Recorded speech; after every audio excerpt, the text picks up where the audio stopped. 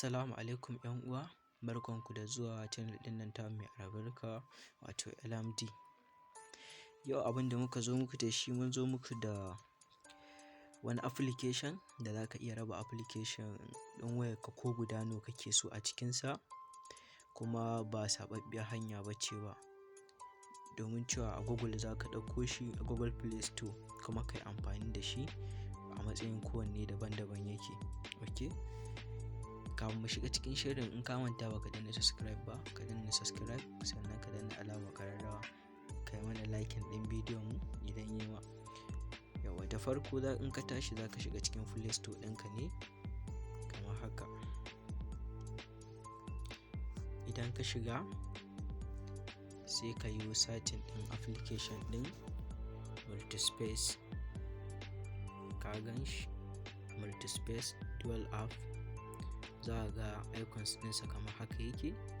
To kun ga nan mun yi installing ɗinsa, to za mu shiga ne kawai dangane da cikin application ɗin.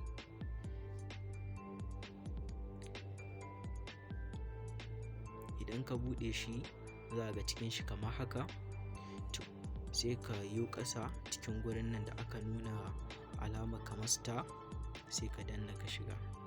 Da ka danna, duk abin da ka yi makin a kai ka danna, zai nuna maka ya yi makin, ya yi ticking good a kai, na biyu, na uku, na huɗu, na biyar, duka kowanne zai nuna ma makin a kai.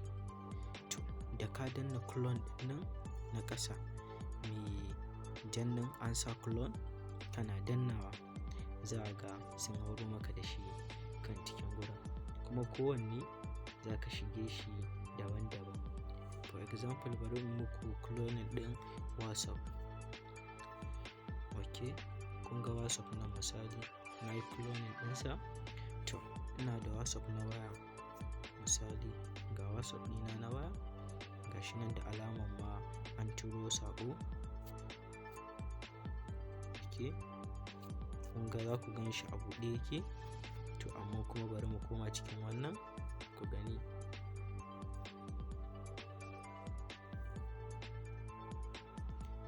Okay, misali